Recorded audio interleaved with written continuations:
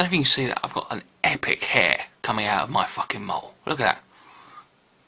Probably can't see it that well. It's like something out of a fly. It's not some wispy little fucking thing. This thing would be at home on a double fucking bass. Hello ladies and gentlemen, Richard the Dick Coughlan 616. How are you? I'm fine, thank you. Today I want to talk about terrorism, but the side of terrorism that people never tend to focus on, failed terrorist attacks. Whilst there's lots of fucking focus on the successful terrorist attacks because of all the death and misery, I think there's much more to be enjoyed and said about the failed terrorist attacks. And I'm going to look at both sides of the equation here because it shows you why there is so much parallel between the extreme far-right nationalists and the Islamic fundamentalists. Let me explain.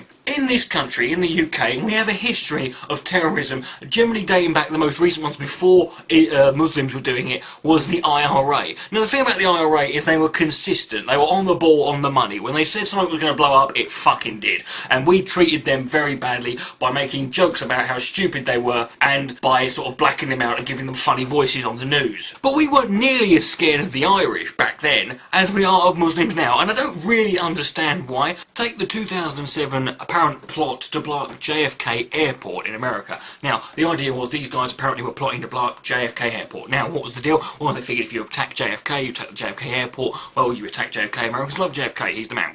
Go there, fucking hate that. Right? That's what's going to happen. That's what they said was going to be the case. That's what the plan was, right? But then it turns out that the plan was very, very loose and there was no real sort of weapons or anything they had behind it. The whole plan was based around this. They find out where the fuel lines underground go from JFK Airport. They go about a mile out, dig a hole, dig into the pipeline, smash it open, get a match, and apparently they just light up the fuel, it blows up, goes up the whole airport. That's what was going to happen.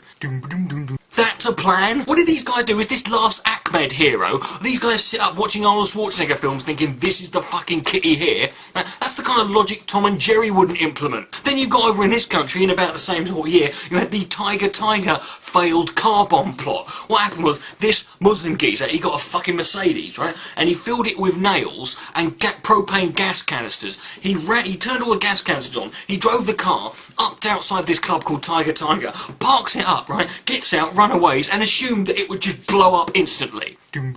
This was ironic based on the fact that it's the first ever recorded incident of a Muslim finally running away from the bomb before it blows up and the fucking thing doesn't go. They can't get a break, these poor fuckers. Then you've got the one in the same year, I think it was a couple of days after actually, in Glasgow Airport, where a guy decided to cover his Land Rover in petrol and drive it into the airport and crash it into a plane, thinking it would just fucking blow up. Failing this, he then got out of the car and decided he was going to cover himself in petrol and set himself on fire. I don't know, he probably ate some TNT before thinking he would just blow up. Instead, he gets the living shit kicked out of him by some baggage handlers. One of them kicked him so hard and for so long he had third-degree burns on his fucking boot. Then you've got people like the Underpants Bomber. The Underpants Bomber?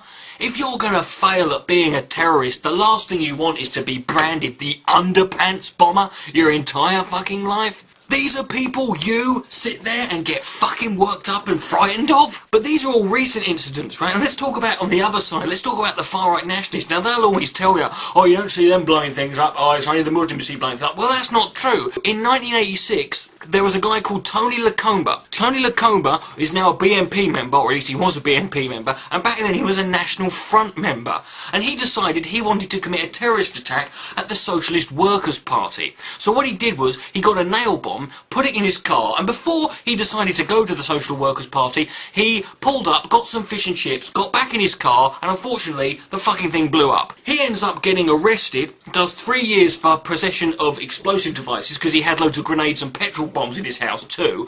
Nick Griffin will then tell you that he was a young kid mucking around with a firework. He wasn't. He was a 25-year-old mucking around with a nail bomb that he wanted to go blow up some communists with. It's funny, you look at these two groups opposing sides and they are complete opposites. The Muslimic fundamentaloids, they're on one side and they always seem to sort of want to blow stuff up but fail in it, and then you've got the nationalists who don't mean to blow themselves up but accidentally do when they're out getting a fucking fish supper. In the end, it's quite obvious that everyone is stupid apart from me. Richard the Dick Coughlan 616. Good night, mate. God bless.